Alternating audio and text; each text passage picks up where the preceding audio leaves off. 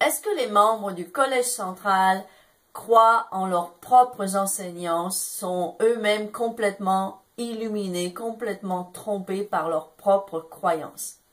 Eh bien, il y a même des ex-témoins de Jéhovah qui croient cela. Ils croient vraiment que les membres du Collège central sont simplement des innocents, eux aussi, eux-mêmes, de leurs propres croyances. Mais si vous croyez cela, eh bien, il y a peut-être quelques questions qu'il faudrait vous poser. Et je vais les poser avec vous. Je vais poser ces questions et donner les réponses. Et donc, à la fin de cette vidéo, vous pourrez avoir une idée plus claire. Vous pourrez avoir votre propre idée plus claire si les membres du Collège central, si vous faites partie de ce groupe de gens, même si vous êtes ex-témoins de Jéhovah, qui croyez que les membres du Collège central sont des pauvres innocents, des pauvres illuminés de leurs propres croyances et de leurs propres enseignements eux-mêmes. Donc, voyons voir de quelles questions et de quelles réponses il s'agit. Donc, avant de commencer, il serait bon de préciser que ces questions et ces réponses vont nous montrer qu'il y a un décalage.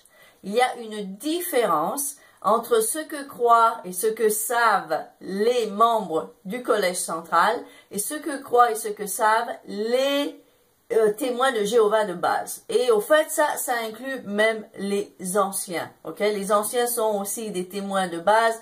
Ils ont un tout petit peu plus de connaissances, de trucs, machin, que les autres, parce qu'ils ont ce livre, par exemple, qui est seulement pour eux et que les autres membres de la congrégation n'ont pas le droit de lire. Mais à part ça, ils sont pour la plupart dans le cirage aussi, donc ils font partie des témoins de base. Donc, la première chose, la première question que vous pouvez vous poser est celle-ci. Est-ce que le témoin de base est au courant que la Watchtower a des actions en bourse? Avec Boeing, Monsanto, Philip Morris, pour en nommer que quelques-uns. Est-ce que le témoin de base a connaissance de ça? Bien, on le sait très bien parce qu'il y a des ex-témoins de Jéhovah, par exemple, qui ont ce genre de chaîne et ils vont dans la rue, ils posent ce genre de questions aux témoins de base qu'ils trouvent dans la rue. Il y a aussi cette chaîne Bridget. Si vous comprenez l'anglais, sa chaîne est superbe parce que tout ce qu'elle fait, toutes ses vidéos, c'est des appels dans les salles du royaume tout autour des États-Unis où elle pose ce genre de questions aux témoins de Jéhovah qui lui répond au téléphone. Si vous demandez à un témoin de base s'ils savent que la Watchtower a des actions en bourse avec des compagnies, des industries qui sont vraiment des choses dont la Watchtower ne devrait absolument rien avoir avec, si vous posez cette question au témoin de base, il va vous dire non. Non seulement il va vous dire qu'il n'en sait rien, mais il va vous dire que vous êtes un menteur. Alors que nous savons très bien, et c'est facile de faire les recherches en ligne et de trouver les documents et tout ce qui s'ensuit, que la Watchtower a des actions en bourse avec des industries dont elle ne devrait rien avoir à faire avec. Maintenant, est-ce que les membres du Collège central sont au courant que la Watchtower a des actions en bourse avec Philip Morris, Monsanto, Boeing et d'autres? Mais bien sûr qu'ils sont au courant. Donc là, on voit déjà un premier décalage, n'est-ce pas? La Watchtower a des actions en bourse et les membres du Collège central, bien sûr qu'ils sont au courant. Ils sont la Watchtower, ils sont la tête de la Watchtower. Est-ce que le témoin de base est au courant de ça? Bien sûr que non. Il n'en a aucune idée. Donc là, déjà, on voit un décalage. Deuxième question que l'on peut se poser, est-ce que le témoin de base est au courant que la Watchtower était membre de l'ONU pendant presque 10 ans, de 1992 à 2001? Est-ce que le témoin de base est au courant de ça? Bien sûr que non. Je suis devenu témoin de Jéhovah en 96 jusqu'à 2006. J'ai étudié en 95, donc j'étais témoin de Jéhovah dans ces années-là où la Watchtower était membre de cette chose ignoble qu'est l'ONU. Bien sûr que je n'en savais rien et je ne connais aucun témoin qui le savait. Si vous demandez aux témoins de base aujourd'hui s'ils sont au courant de ça, bien sûr qu'ils n'en savent rien. Donc, encore une fois, connaissance de quelque chose qui ne devrait pas être de la part des membres du Collège central, bien sûr qu'ils le savent. Connaissance de la part du témoin de base, il n'en sait rien du tout. Encore une fois, un décalage entre la connaissance de quelque chose qui est en fait une réalité de la part des membres du collège central et la connaissance de cette même chose de la part du témoin de base. Le témoin de base n'en sait rien. Autre question qu'on peut poser aux témoins de base, êtes-vous au courant que la Watchtower, que les dirigeants de la Watchtower ont fait la promotion de la fin du monde en 1975? Eh bien, s'il se trouve que c'est un témoin de Jéhovah qui n'était pas témoin de Jéhovah à l'époque, qui n'était pas né ou qui était trop jeune pour s'en rappeler, c'est-à-dire beaucoup de témoins de Jéhovah actuels, eh bien, il va dire que non, ceci n'est pas vrai.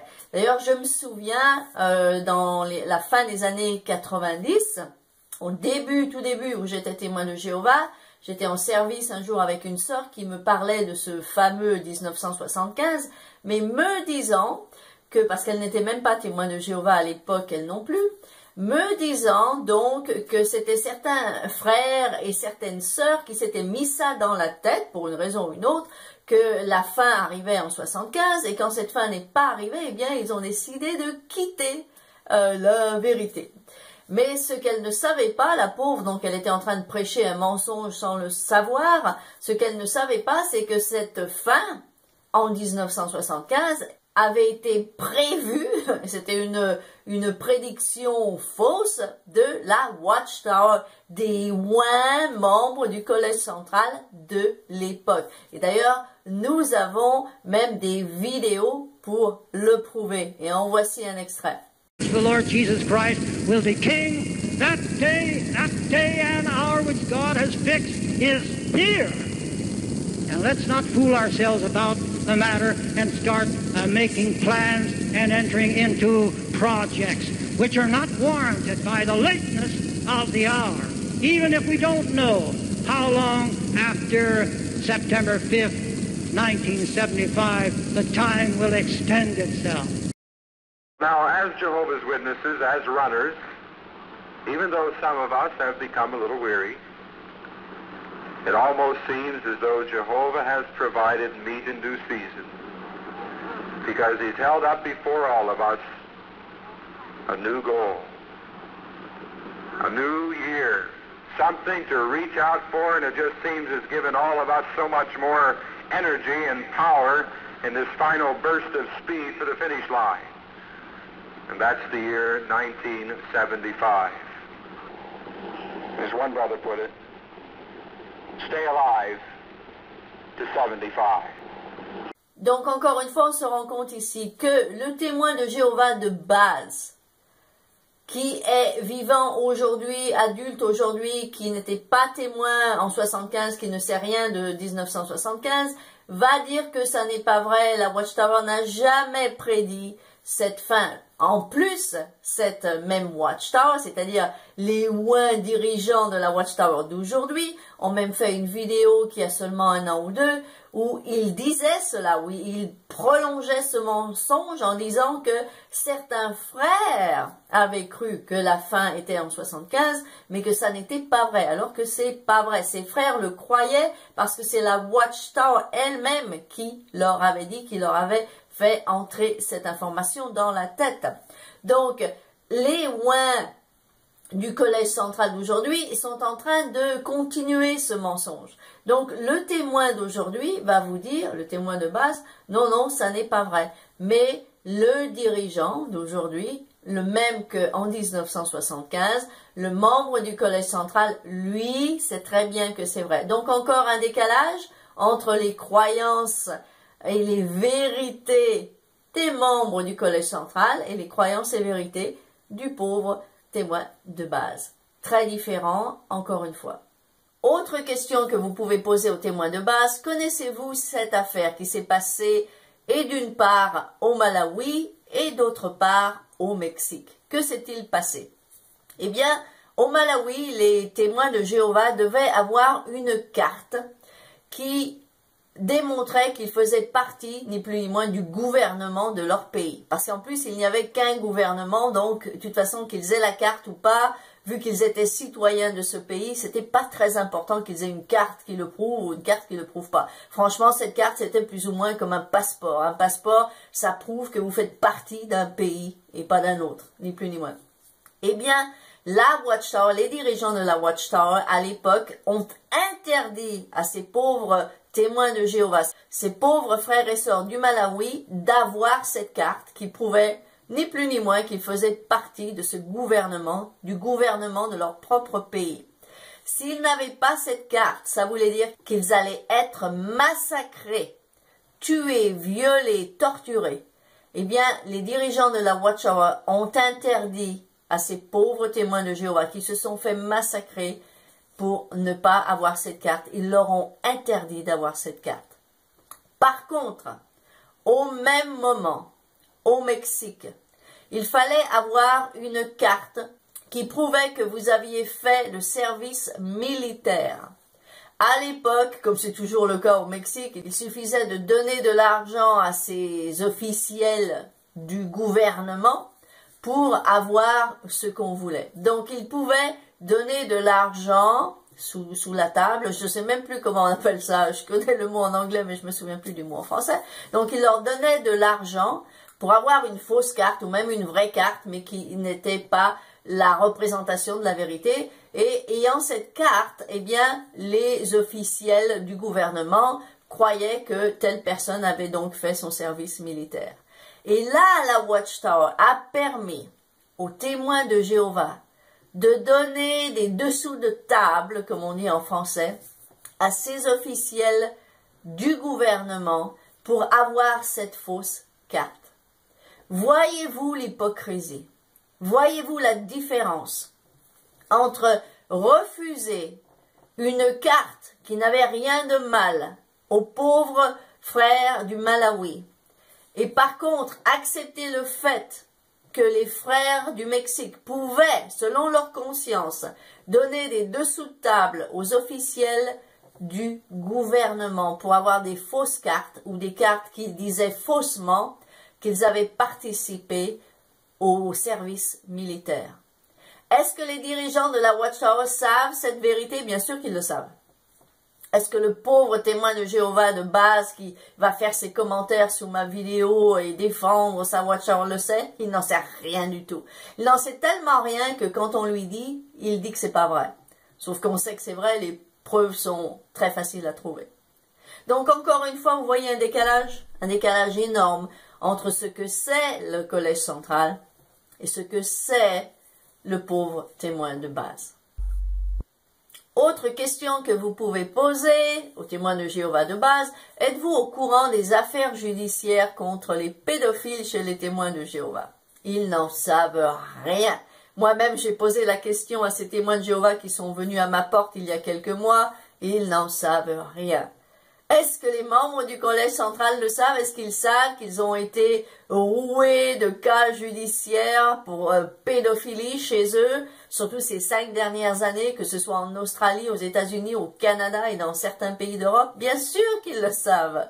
D'ailleurs, Jeffrey Jackson a même été obligé, on l'a obligé en Australie à donner son témoignage. Donc bien sûr qu'ils le savent. Est-ce que le témoin de base le sait? Eh bien, on sait qu'il ne le sait pas. Donc, encore un gros décalage ici entre des faits qui sont connus de la Watchtower, des membres du Collège central, et ces mêmes faits qui sont complètement inconnus de la part du pauvre témoin de base. Autre question que vous pouvez poser aux témoins de Jéhovah de base, est-ce que tu sais que cette date de 607 étant la date de destruction de Jérusalem est en fait fausse, parce qu'on sait maintenant que la vraie date, c'est plutôt 586 à 587. Eh bien, si vous posez la question au témoin de base, il n'en sait rien. Il ne sait même pas qu'en fait, ce 607 n'existe que dans la littérature des TG, que dans la littérature de la Watchtower. Cette date est complètement inventée des membres du Collège central pour que ça coïncide avec ce 1914 qu'ils ont inventé aussi il y a quelques décennies. Si vous posez la question aux témoins de base, ils vont vous dire que c'est pas vrai. Ils sont sûrs Et c'est drôle parce que je connais même des témoins de Jéhovah qui sont quand même assez éduqués et qui croient ça aussi. C'est absolument incroyable le degré d'endoctrinement. Mais c'est un fait réel. Le témoin de Jéhovah de base croit que ce 607 date de la destruction de Jérusalem est la vraie date alors qu'elle est inventée. La vraie date étant donc entre 586 et 587. Et le frère qui a découvert ça, le premier, je pense qu'il était, si je ne me trompe pas, suédois.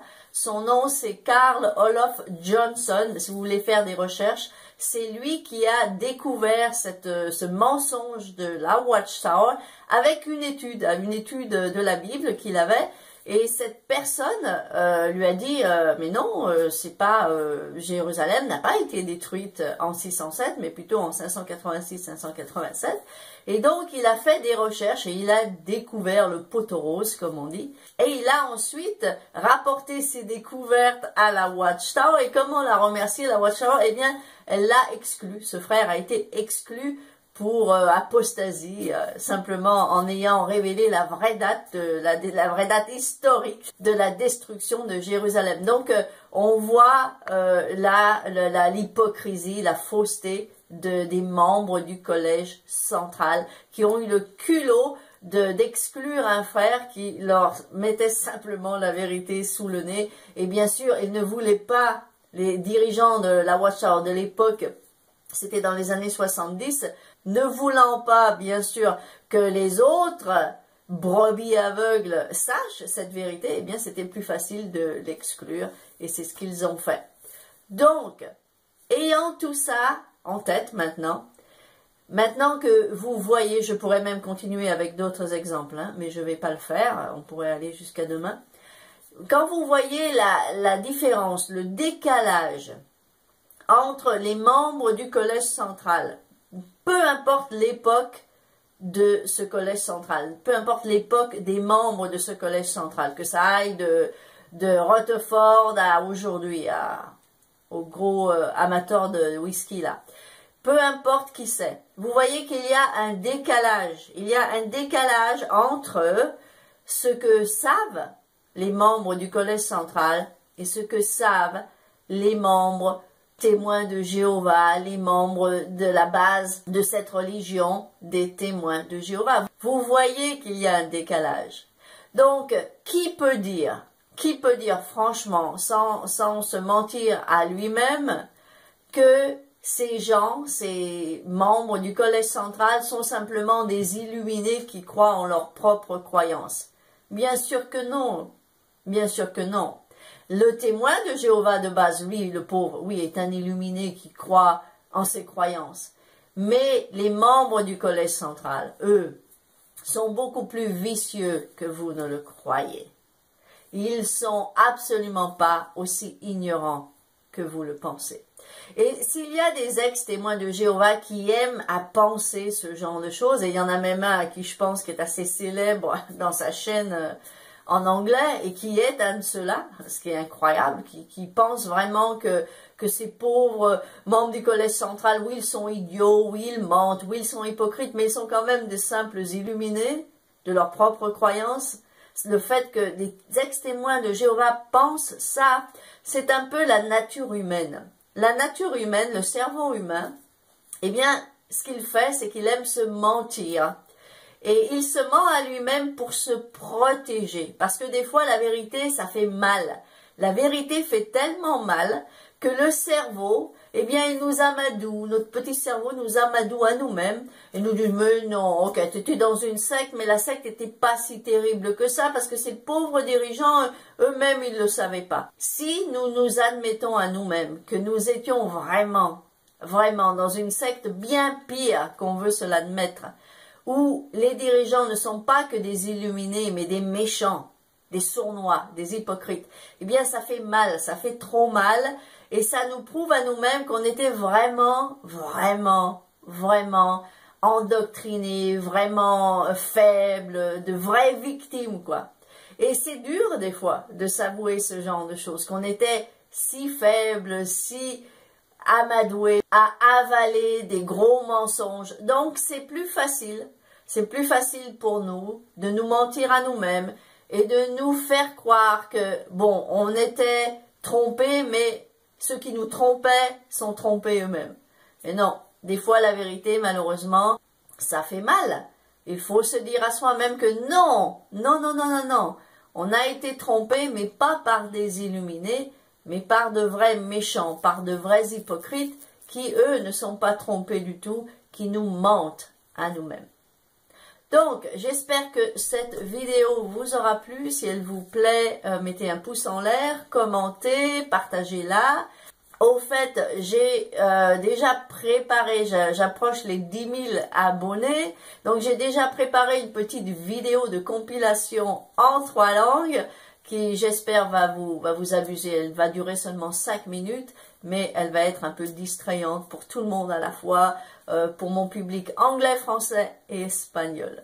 Donc, en attendant, je vous dis au revoir pour aujourd'hui et à ma prochaine vidéo. Salut!